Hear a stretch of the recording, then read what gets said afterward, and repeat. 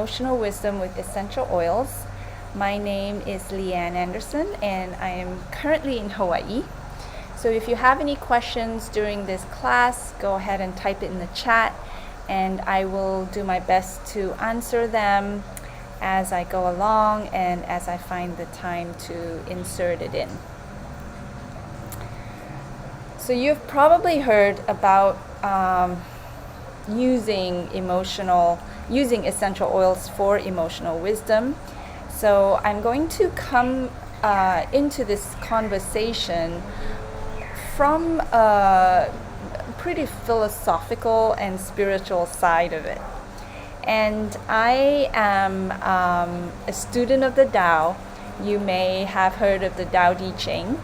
And the idea behind that is living from a space of almost like non-doing. So it will come into more clarity as we go along.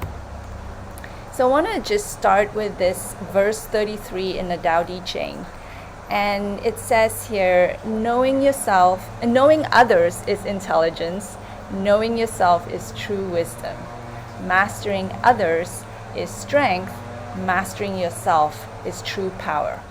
So what we're doing here as we talk about using essential oils for emotional wisdom is stepping into our power, stepping into our innate wisdom, and making the commitment to take responsibility for what we co-create in this lifetime with our emotions as our guideposts, if you will.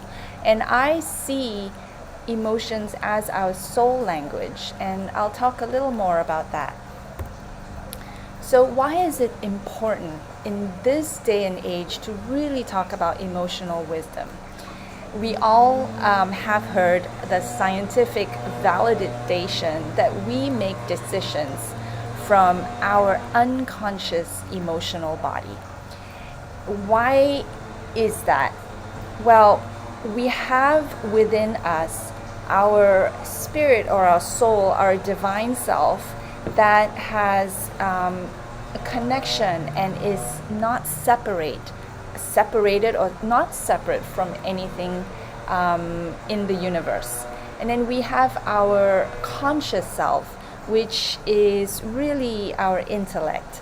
And in this place, we are making directions and making choices for our lives, our everyday lives.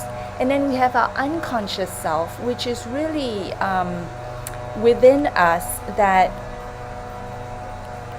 is programmed from all our experiences, our memories, our trauma, and is always just out to, in a way, protect us from anything it believes is in our way or maybe threatening our health. And also, all these programming were just coping mechanisms from our experiences to ensure that we thrive. And so we make decisions from this place most of the time from an emotional space, and it almost always, if it's unconscious, it's almost always out of fear. And that fear is the fear of harm to ourselves, fear of failure, fear of rejection. Okay, I'm getting distracted because I hear the gardener, and I am going to pivot and move indoors so that I don't disrupt our class. All right, so you can see that the state of the world currently is really a collection of all the decisions that we have all made over time.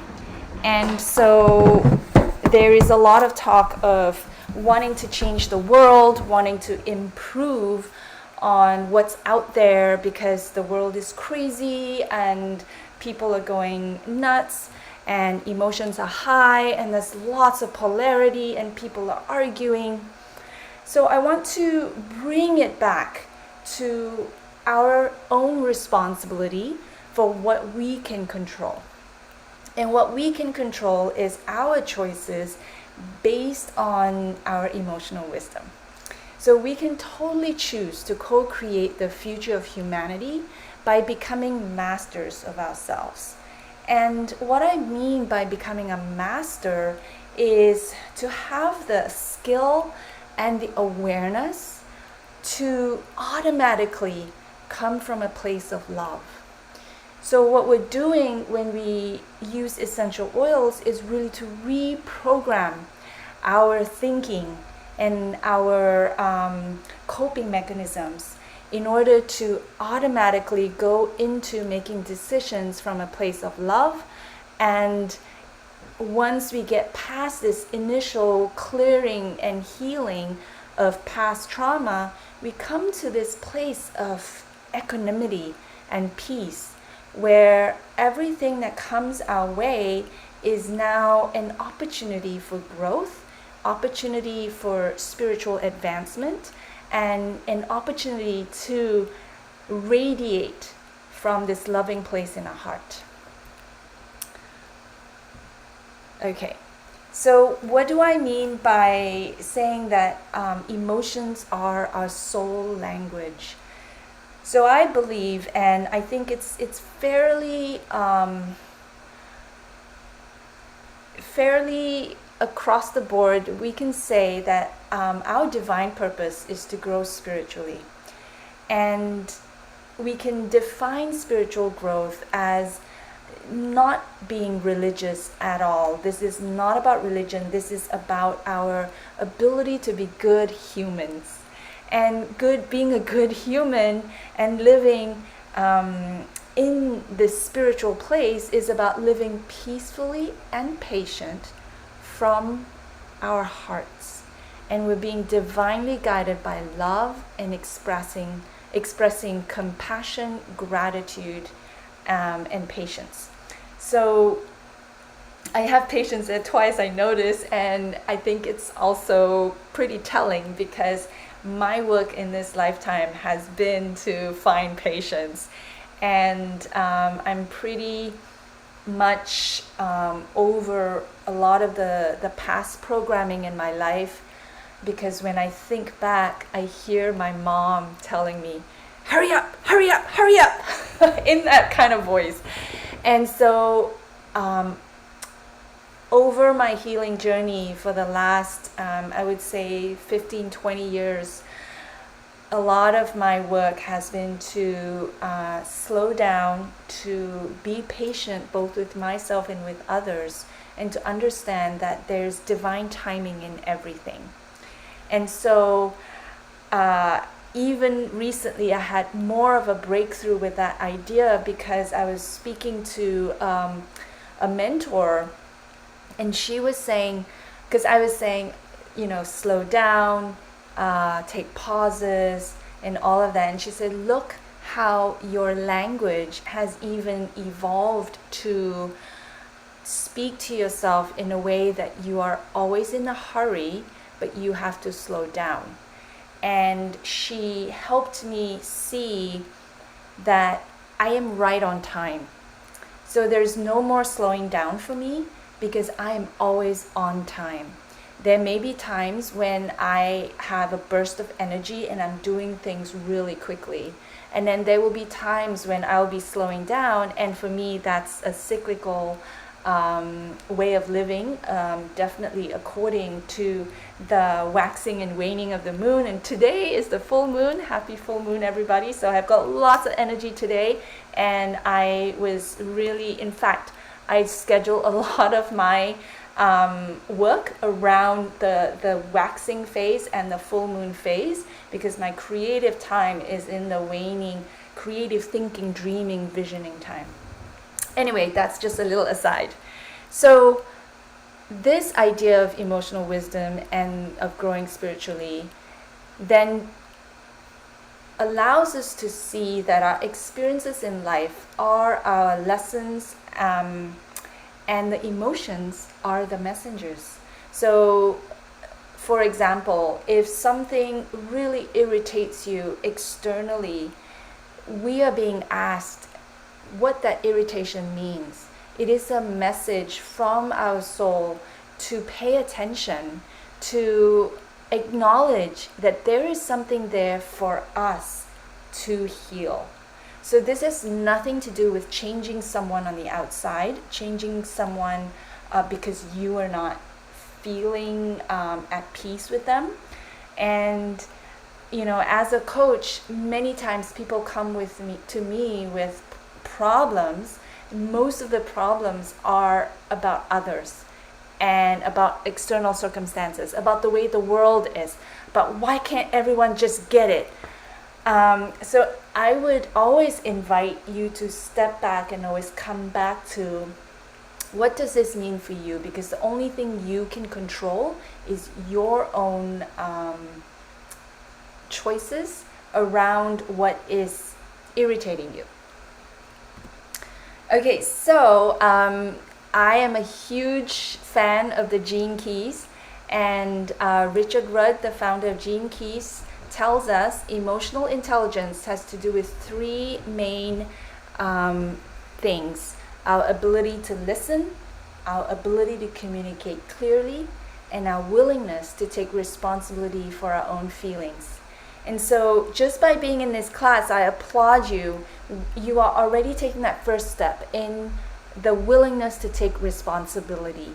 Because we know that as we start to become more aware of our own,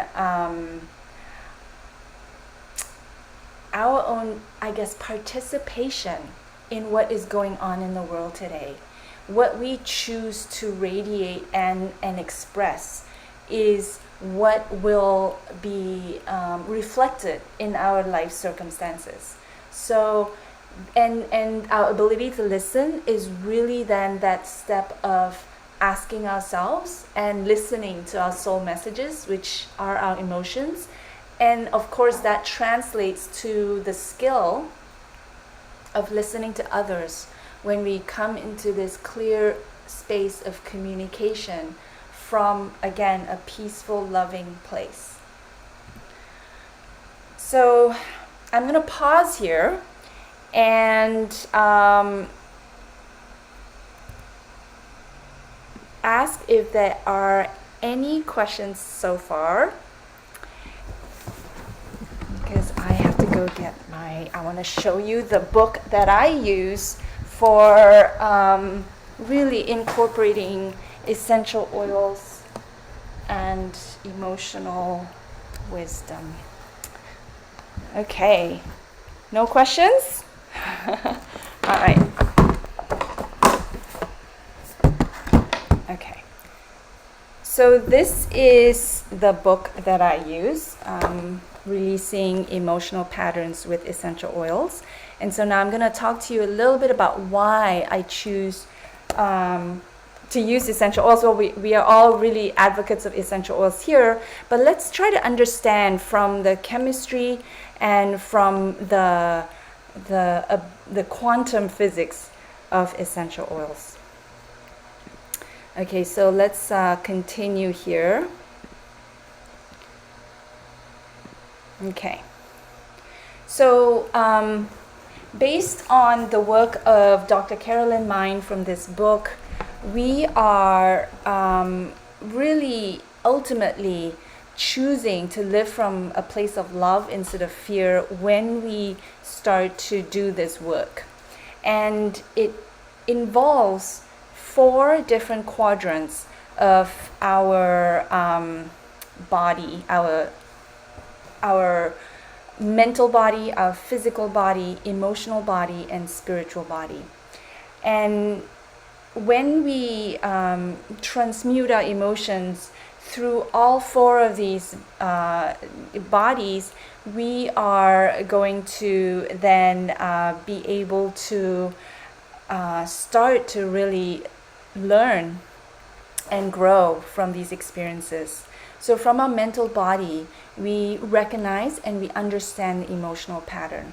And so this is really just about starting to pay attention.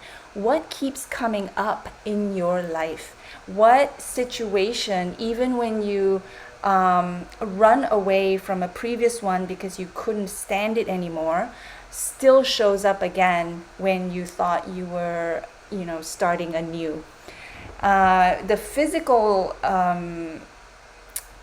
what we're doing in the physical body is we're going to clear the cellular memory stored in the body in specific alarm points. And of course, emotional essential oils are really good here in helping us clear that cellular memory.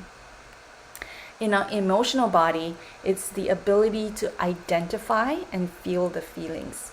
Now, this actually is the first place many people start with because, well, either they feel a lot of pain and they don't understand why, and this pain can be emotional pain or it can be physical pain, because physical pain, a large majority of it comes from our emotional suppression. And that has been acknowledged as well by the medical community. And so when we don't have a body awareness, we start to not even understand why or where we're feeling anything. And I have been there, where my emotional suppression was so deep that I was just breezing through life, and yet not really. And then finally, our spiritual body. This then is really giving ourselves affirmations that take us into increasing awareness. And once we get to that increased awareness, we get intuitive insights that help us to live our lives in this flow of learning pretty quickly without having to go through so much pain. So back to the Tao Te Ching, and in verse 29, it talks about the master sees things as they are without trying to control them. She lets them go their own way and resides at the center of the circle. So I want you to understand that we're not talking about controlling. And there's a huge misunderstanding in many of spiritual growth and personal growth circles about the idea of controlling our mind and controlling our ego. And that is just an expression of another side of the polarity. We want to get to the center. We want to get to this place of no control, yet everything gets done. No effort. And that is a beautiful place to be. That is like being in the eye of the hurricane, where there's chaos going on all around you, but you are in this centered, peaceful, empowered place. And so just talking a little bit more about what that means, it's like she who is centered in the Tao can go where she wishes without danger. She perceives the universal harmony even amid great pain because she has found peace in her heart. So the definition of Tao is just the great mother within the void that is present in all things. And it can be almost thought of as the essence of love. So as we're centered in this essence of love, we can go where we want without danger. So we are no longer making decisions from this place of fear because we're empowered knowing that we're always safe. We are eternal and we are safe and nothing can harm us because you come from this place of knowing that, because all fear comes from the fear of death. Fear of embarrassment, fear of shame, right? But if you first know and accept that death is not the end of all of this, then there is a huge realization that we're always safe. So this universal harmony, again, because we have the peace in the heart in the center, there's great pain and chaos all around us, but we start to step into the center, and as enough of us steps into the center, it starts to radiate out, where universal harmony becomes the norm, the way that we operate in this world. Is how we are going to affect that change. So just a quick, understanding here about this idea of growth, spiritual growth. And in the Japanese traditions of Zen Buddhism, you can gain insight in two different ways. They call it Kensho or Satori. Kensho is growth from pain. So most of us can understand we don't actually grow until there's pain and we're forced to take stock. Like, what is going on here? And when we learn a lesson, then we grow. And you can see from this chart, it is kind of, you have to dip a little more before you rise up again. But from Satori is when you get beautiful insights, just like aha moments, when you come from a place of clarity and a place of peace. And so what we're doing here with this work is we're gaining emotional wisdom so that we're actually clearing the way. And you can think of that as a cleansing with light. These are liquid light in bottles that we have, clearing the way for us to live from learning through insight and inspiration that is a lot less painful than learning from Kensho. Okay, so we're going to talk about essential oils here, but I want to again pause and see if anybody has any questions. Are y'all still here listening, and how is it so far? Okay. Thank you. Oh, you're together. All right. Thank you. Okay, so we'll carry on.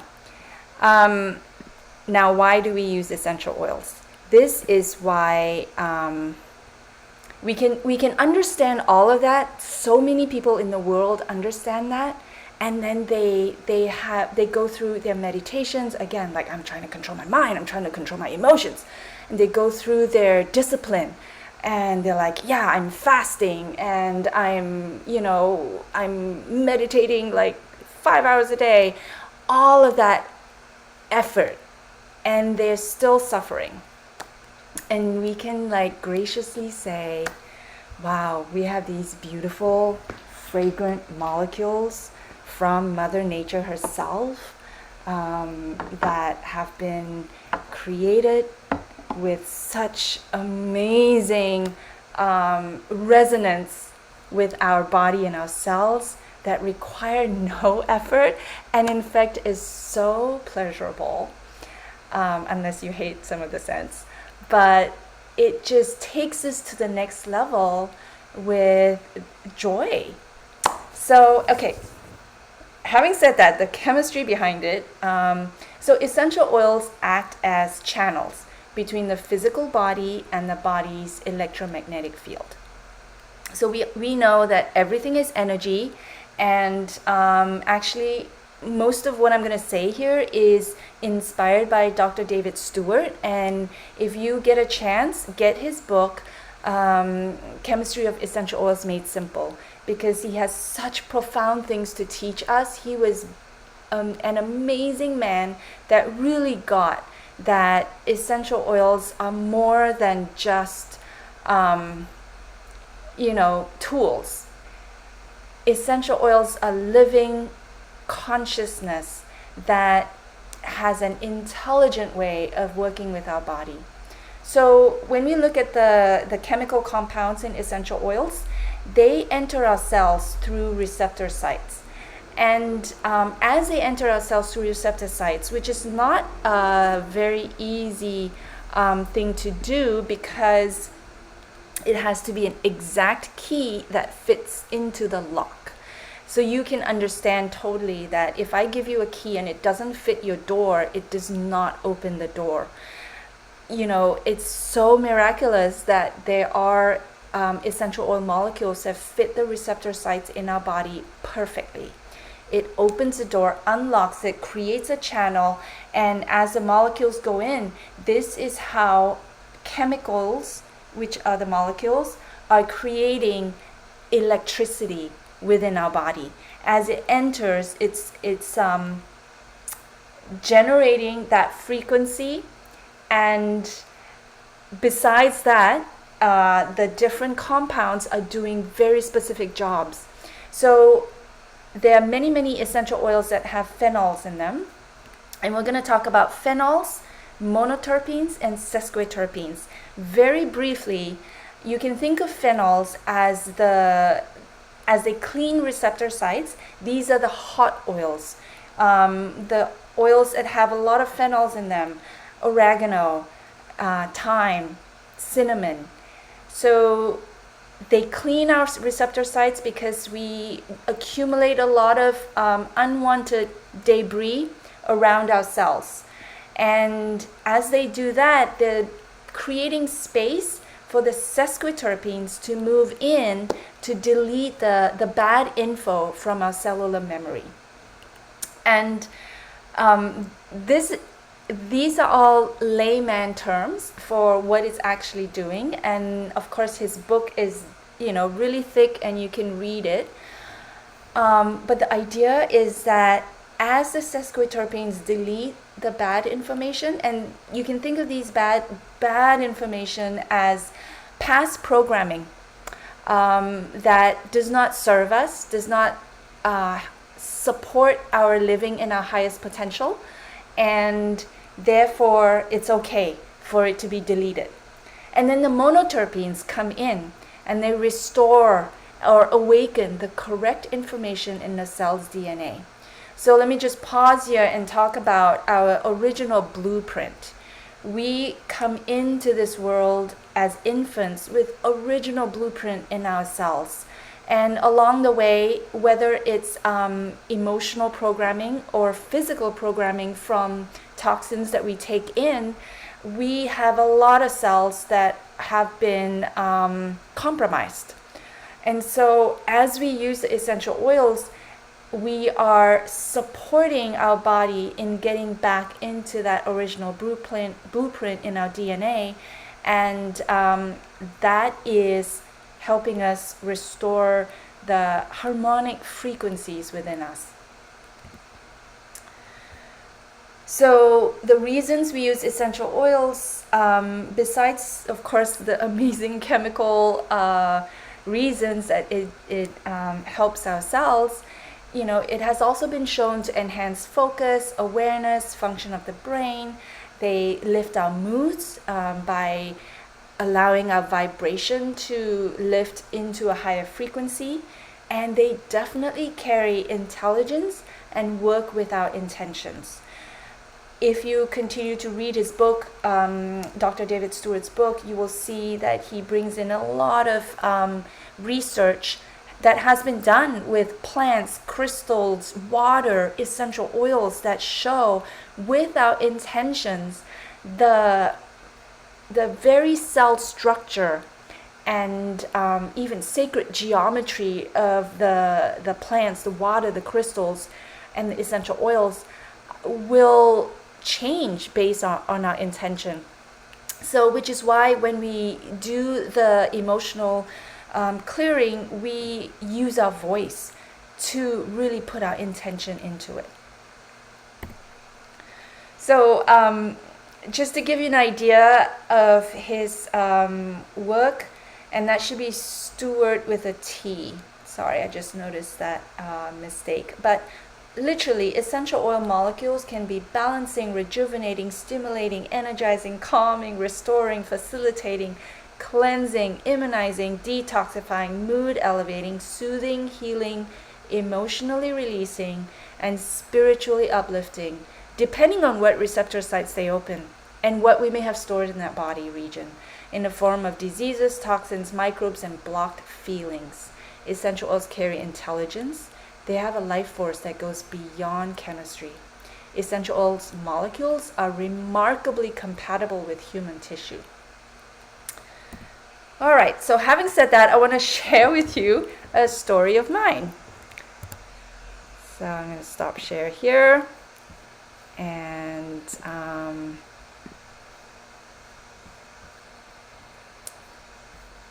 check in with the chat. Okay, you want the PowerPoint slides? I'm happy to send that out. Lori, I'm going to tell my story real quick, and I would love to get Lori to come in and tell me her story. But let me tell you mine real quick. Okay, so, you know, with this book that has been divinely inspired by Dr. Carolyn Vine, she has also given us 25 body types that have core emotional issues. And the body types are driven by dominant glands or systems within us that then allow us or really give us this perspective on life that is very different than others. So I'm an I body type. And, you know, whether it's synchronicity or whether it was just always divinely meant to be, when I started using essential oils, most of us start with physical symptoms, right? And I'm no different. I was struggling with a lot of digestive issues, so I had acne all over my face. So I started with frankincense and purification on my face because that was what was recommended to me.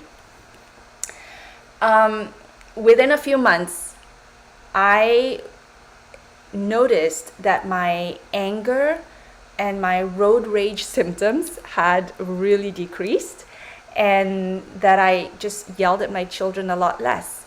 So one thing I really want to say here is the reason I am so passionate about this work is because I have been through emotional victimhood, and therefore the transformation I myself have experienced is just really, really part of my motivation to share with everyone that wants to listen.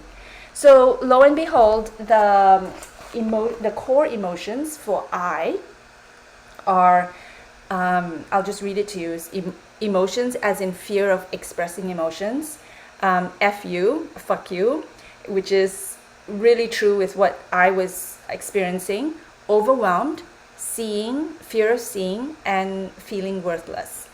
And purification is for the emotion of anger, and frankincense is for the emotion of worthless.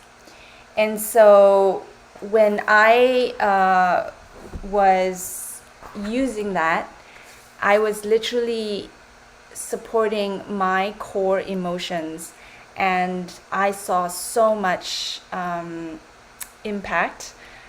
And I only found out years later when I started working with Dr. Mind that, you know, that was probably why.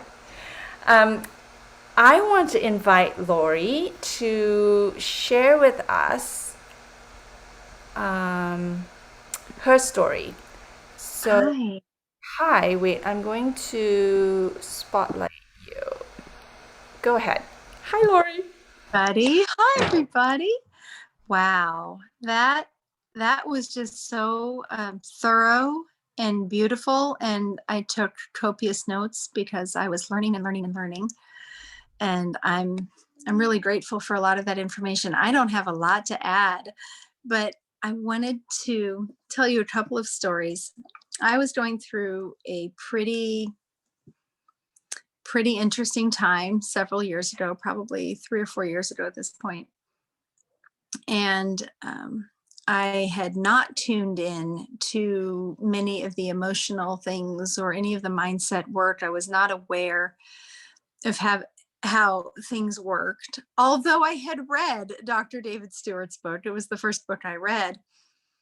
You know, we don't always pick up everything all at once, do we? And a friend said to me, "What is it that you want?" And for the first time, I think I sat with myself for a moment and I said, I want to be surrounded by people who love me and want the best. And at the time, I thought that would never happen, ever. I thought that was an impossible thing to desire. Anyway, but I started using my Valor and other essential oils, but Valor in particular, I don't know what it does. I don't have to know what it does. It doesn't matter what it does. My voice declared that that's what I wanted. And so I started using my Valor and believing it. But you know, life happens. And for a while, I stopped thinking about wanting that in my life. And I just kept going on with normal life. And then a few weekends ago, I had the opportunity to be around a bunch of Oilers. There was a little get together and I was around Oilers. And then I was saying to a friend who wasn't oily, I think the thing I love most about being around Oilers is that when you're in their presence, you're surrounded by people who, what came out of my mouth? Love you and want the best for you. And I thought, all of a sudden, the brain cell came back and I remembered that declaration, prayer, intention that I had made so long ago with my Valor, keep using my oils and just keep believing it. And as we just learned, the subconscious is very powerful. And you stating your intentions is very powerful because your subconscious believes your own voice. It resonates with that. It's been hearing it for your life. And so that's just one small way in which I've used these beautiful little oils.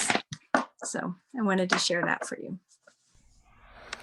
Thank you, Lori. I love how it's almost like it reminded me of when we put our vision board together and then we go back and we look at it and say, oh, wow, I really did ask for that. Okay, I'm going to try to remove spotlight. Okay, there we go. So yeah, so thank you. And I'm sure so many of us have so many stories like that. And I encourage you to just keep sharing that because there's so many people out there right now that are in pain and suffering.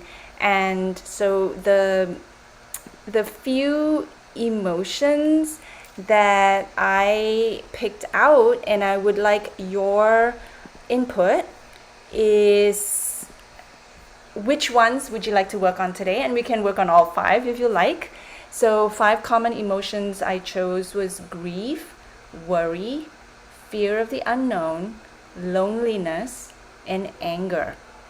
And I'm going to talk you through how we use this book to really get into that space of almost like commanding our subconscious that we are moving away from what it's expressing, but also learning from it. So if you have any desire at all to work on any one of these, let me know. I will actually start with loneliness. So if that's okay with you. So loneliness, we're going to use White Angelica. Does everyone have White Angelica with you? Okay. And I'm just going to type in the chat so that you can see it instead of on the shared screen. And I'm also going to show you how I use the book for that. And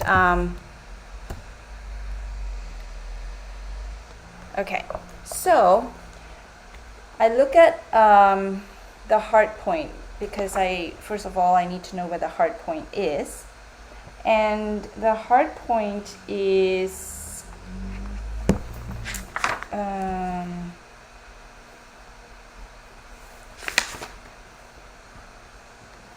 sorry, I'm gonna look. Okay, so it's right here on our mandible, midway between the jaw and the chin. Okay, so we're gonna take White Angelica and we'll put a drop on our left palm. Now, you may have heard people say put it on your non-dominant palm, non-dominant hand.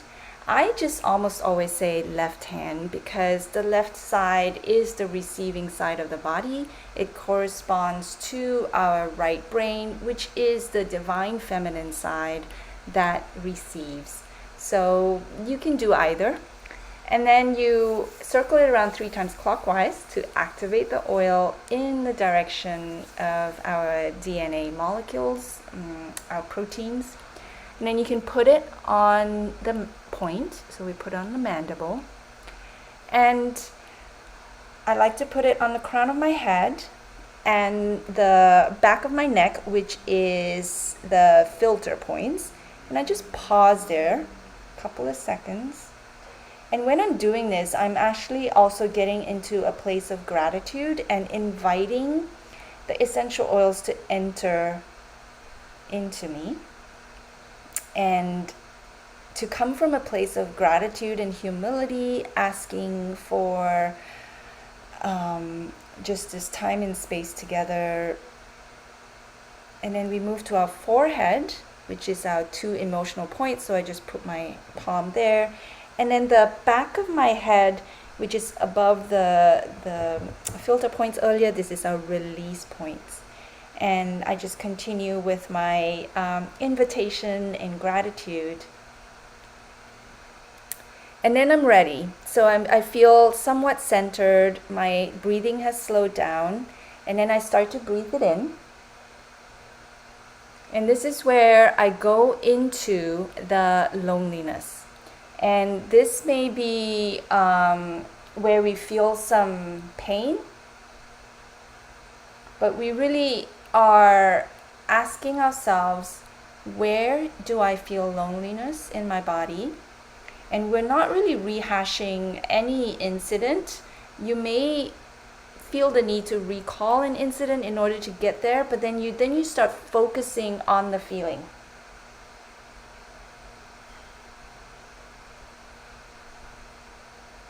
You breathe it in, you feel loneliness, and you breathe it out and you let it go.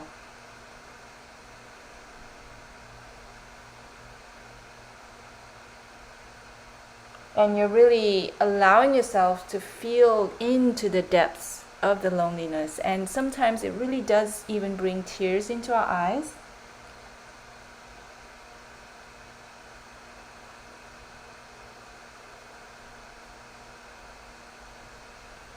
And then we allow ourselves, as we start to really feel the depths of it, to feel it shift into feeling connectedness with all that is. And so allow yourself to start to feel connectedness with all that is.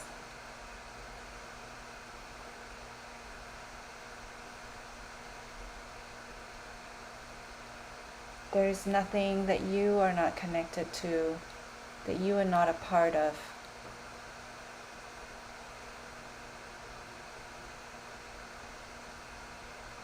And you tell yourself here, I go to a loving space.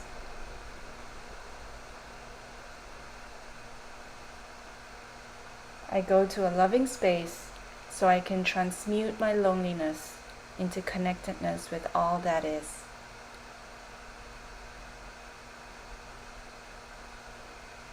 I go to a loving space so I can transmute my loneliness into connectedness with all that is.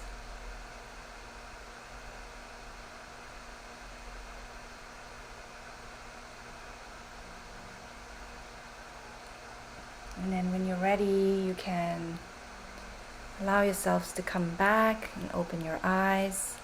And it's important to ask yourself how you feel after. So if anyone has anything to type in. And generally, I like to sort of explain what we're doing here, but we're also allowing our spiritual insight to just spontaneously take us into the loving space without having to analyze it or ask too much about the way it works. Thank you, Eva. You feel calmer? Yes. And most of us can say that we start to really access that place of us that feels calm. And you can see how as we do it more often, we are really training ourselves to get there faster, to get there quicker and more often. So once we do this, we're also going to start testing and saying, well, how often should I do this and for how long? And that is if I'm working with a client and they are working on this very specifically, we would test it, and sometimes it comes out 5 times a day for the next 7 days, sometimes as many as 18 times a day, which is literally every hour. So depending on how deep it is for you and how much you want to do it, the one thing I would say is that we really want to at least do it twice a day, once at night before you go to bed and once in the morning, if you're really feeling this pain of loneliness. And the reason for that is that when we do it at night, we are allowing our subconscious to really work on it as we are in our sleep state. And that is a really nice night time to elongate that effect.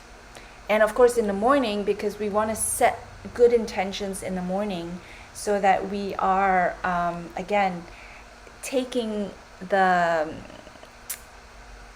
being empowered to become masters of ourselves.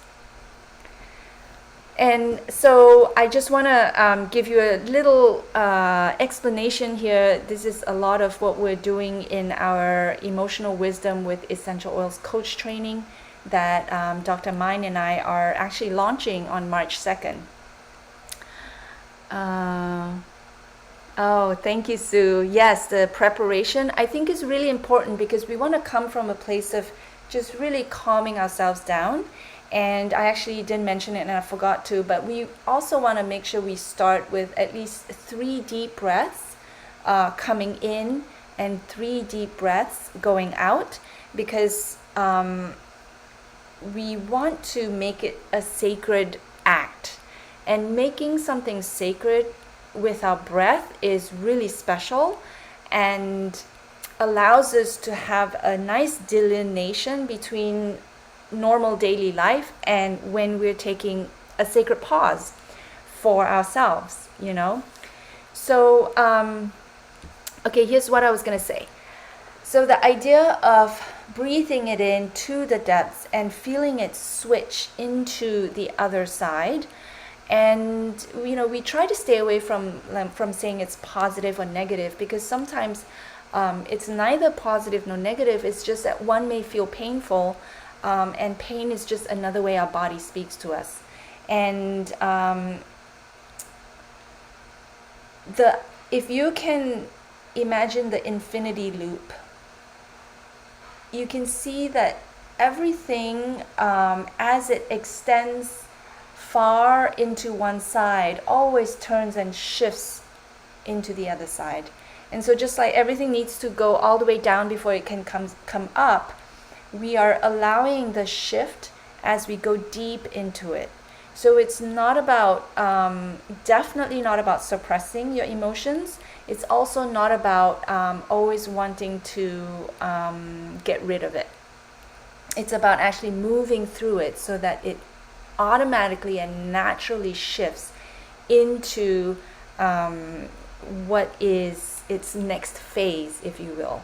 So we're just talking about phases of change, and we're spiraling into evolutionary growth, our spiritual growth, and we may always come back to this feeling of loneliness. It's not as if it's going to disappear, but we're going to have it in a different octave or different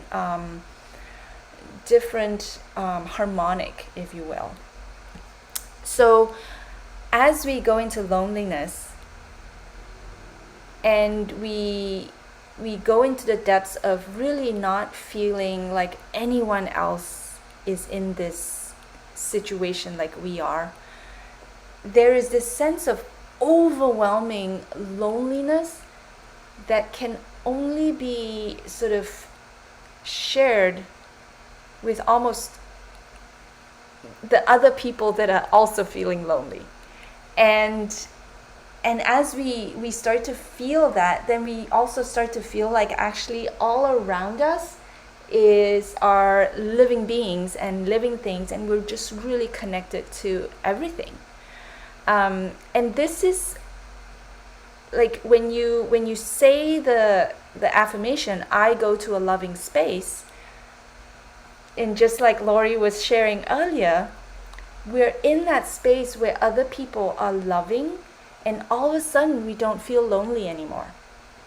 And so we allow for that statement to work its magic in our intuition and spiritual insight without having to question it.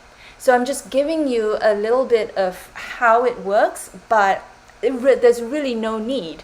Just like Lori said, we don't need to know how it works. She just loves using her valor and she uses it. So, however, when we're doing this course, we're sort of diving deep because we're going to become coaches to others, and to understand it deeply from that space also allows our own growth and our own ability to support others in that growth. Okay, so enough of that. Who feels like doing one more? And just type in which one you want to do. Okay, let me give you that page again so you can look at what we have. Claire says, yes, please. Okay, so Claire, would you like to do worry, grief, fear of the unknown, or anger? Or anybody else? What would you like to do? We'll pick one more. Anger?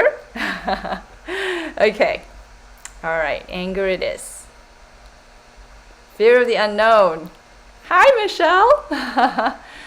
All right, so, okay. Since Claire said anger, let's do anger. Oh, thank you, Michelle. Okay. But I'm going to put this in the chat so you guys can... Okay. So, again, we're going to look for the liver point, and I look at the... See, my book has all these marks, and I would recommend you do that so that you can look at the different charts easily. And so we know where the liver point is, but it's also on our hands, which might make it easier for some people. So on the hand, it is on the, let's see, where is it? Liver, okay. It's on the pinky side. Right here.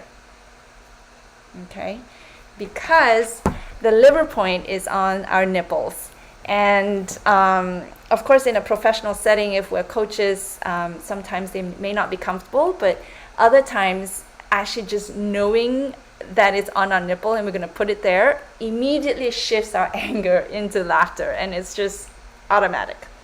But we can use it on our hands or our nipples, whatever you like. Okay, so purification on your left palm. And of course, I've always had questions. Oh, what happens if we just used another oil in the palm? You know what? Those kinds of things really doesn't matter. We are inhaling the blend that is, strongest right now. And it's okay. Just let go of all of that analysis. So we do that, and then we put it on wherever you like. So if it's on your hand, it's already there. It's usually about, we say like a $50 size of the point, so it doesn't matter. I'm going to go ahead and put it, because it always just makes me laugh. Okay. And then, so let's do the 3 deep breaths now, because we want to just practice that. So 3 deep breaths as we put the hand on our crown of our head, the back of our necks.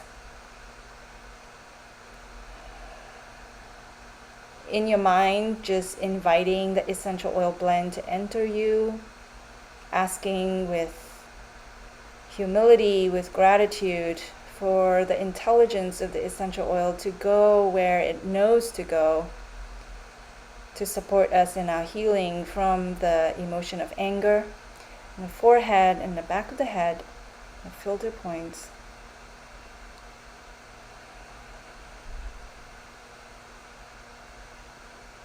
So once we've done the 3 deep breaths, then we're going to inhale in and find anger within you. So it's almost like you're hunting it. As you get more and more spiritually aware, it becomes easier to really start to understand where things reside in your body. Feel into the anger, breathe purification in, and let it go. So every breath is a new experience of anger. Every breath you exhale, you're just letting that go. Go deep into that state.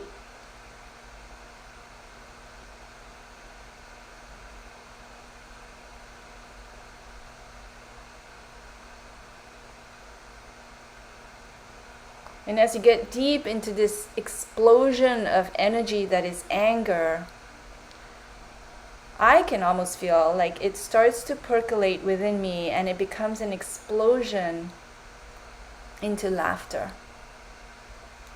You start to see the comedy of it all, the divine humor in what we're so angry and serious about. And so feeling laughter now within you, really tapping into that feeling of laughter, which is another explosion of energy from within you.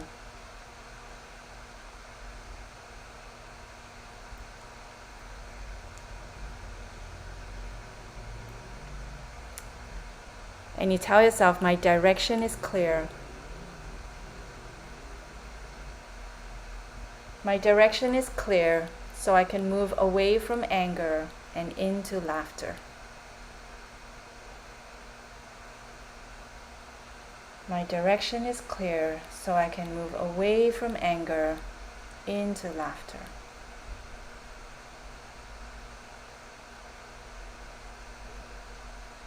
And just allow yourself, when you're ready, to just take 3 deep breaths to come back into the present moment.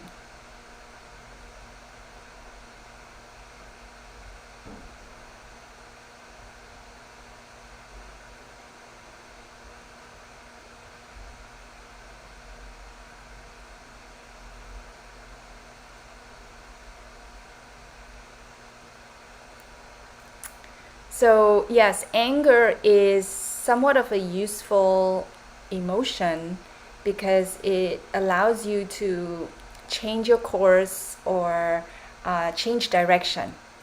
And whatever it is you're doing before may not be working, it's just causing anger.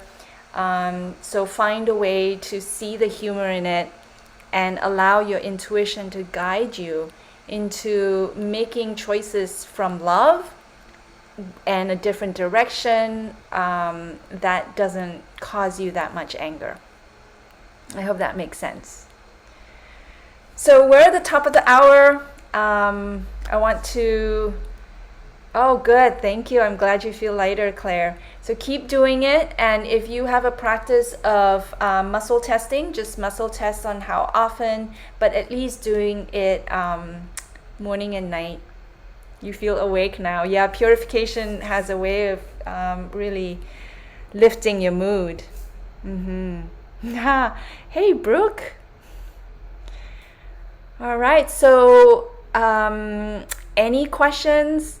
If you would like the recording or the PowerPoint, you can join my Telegram chat. Otherwise, make sure to PM me with your email. I would prefer not to have to do that just because life gets away from me and lots of things going on. If you want more information on the course I'm launching, go to my website, leeyananderson.com. Thank you for asking, Nora. And go under Soul Guidance Courses, and you'll see it there. All right. Thank you, Lori, for sharing and for being here. And so appreciate all of you for showing up.